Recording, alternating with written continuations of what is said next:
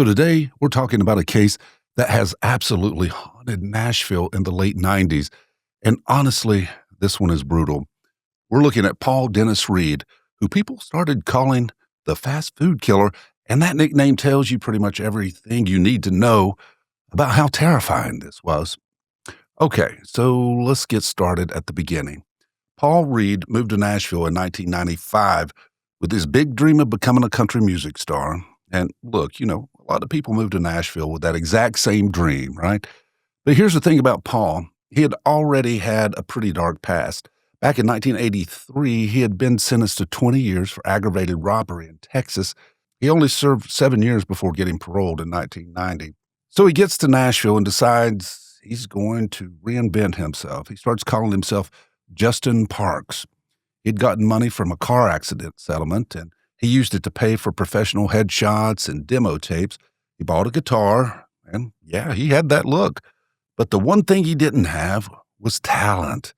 His performance at local bars went nowhere. People just weren't interested. And you can imagine how that must have felt, right? He's watching his money run out. His dream is dying, and reality is hitting hard. So eventually, he had to take a job as a cook and a dishwasher at a Shoney's restaurant. And, for someone who's been picturing himself at the Grand Ole Opry, this was humiliating. On February the 15th, 1997, Reed completely lost it at work.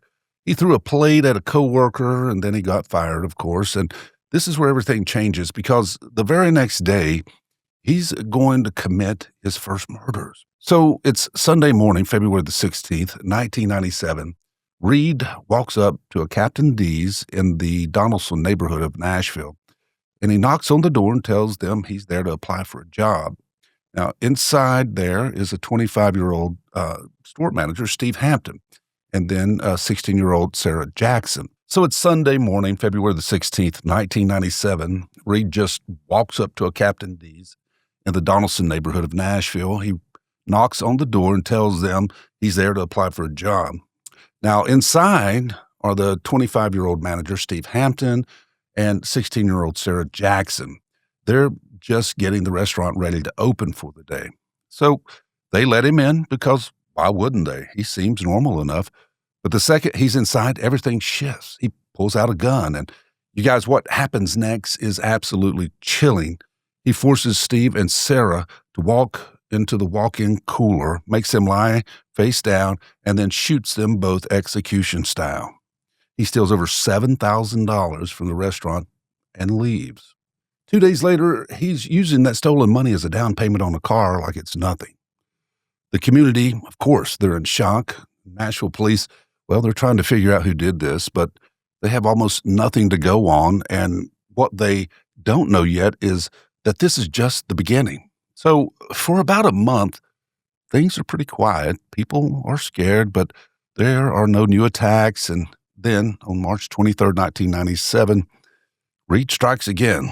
This time it's a McDonald's in Hermitage, just a few miles from that Captain D's. This time 4 employees are leaving after closing up for the night, and then Reed ambushes them in the parking lot, and at gunpoint he forces all 4 of them back inside the restaurant.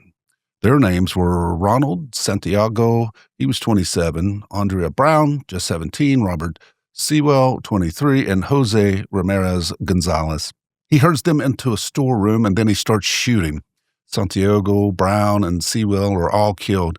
And when he turns the gun on Gonzalez, something happens that's going to change everything. The gun misfires, just didn't go off. Gonzalez fights back. They struggle. Reed drops the gun and pulls out a knife instead, stabbing Gonzalez 17 times before leaving him dead. But here's the thing. Gonzalez isn't dead. He plays dead until he hears Reed leave, and then he finds the strength to crawl to a phone and call 911. He survived, and more importantly, he saw the killer's face. Now, police have a witness. They have a description. They release a composite sketch to the public. Everyone's hoping this means it's over, that maybe the killer will go into hiding or leave town, but that's not what happens. A month later, on April 23rd, Reed drives to Clarksville, Tennessee, and then he goes to a Baskin-Robbins after closing time. Working inside are 21-year-old Angela Holmes and 16-year-old Michelle Mace. Reed tricks them into opening the door, forces his way in, and makes them open the safe. But this time he does something different, something worse. He kidnaps both of them. He drives them out to Dunbar Cave State Park. It's a really remote area. The next day, both of their bodies are found. Their throats have been slashed. So now we're looking at 3 fast food restaurants attacked in 66 days, 7 people dead, and 1 survivor. The entire state is terrified. Every person working a late shift at a restaurant is wondering if they're going to be next. If you're finding this case as disturbing as I do, please hit that subscribe button. I cover cases like this every week, and your support really means a lot. Drop a comment and let me know what you think about this one. So the police have Jose Gonzalez's description, and that composite sketch is everywhere. But the break in the case doesn't come from a tip or a stakeout. It comes from Reed's own rage. So you remember that manager who fired him from Shoney's? A guy named Mitch Roberts. Well, Reed is furious at him. He can't let it go. On June the 1st, 1997, Reed drives to Roberts' home in the Jolton area. Of course, he's armed. He's carrying handcuffs. He confronts Roberts and tries to kidnap him. But Roberts fights back. He gets back inside his house. His family calls the police. Reed runs, but it's too late. The description matches the sketch from the McDonald's case. Police identify him, and they arrest Paul Dennis Reed. Hey, it's finally over. And the evidence against him is overwhelming. His fingerprints are on a video rental card that belonged to Steve Hampton from the Captain D's. Jose Gonzalez positively identifies him. Ballistics match.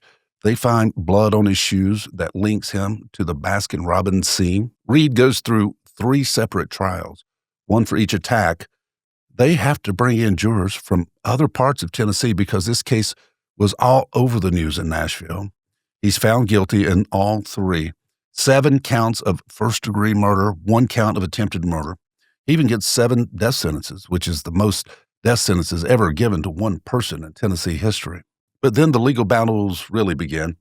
His defense teams argue that he's not competent. They say he has a serious brain damage from head injuries. Experts testify that he has chronic schizophrenia and paranoid delusions. And Reed himself claims he's part of some secret government mind control project. He calls his own lawyers actors in a government plot.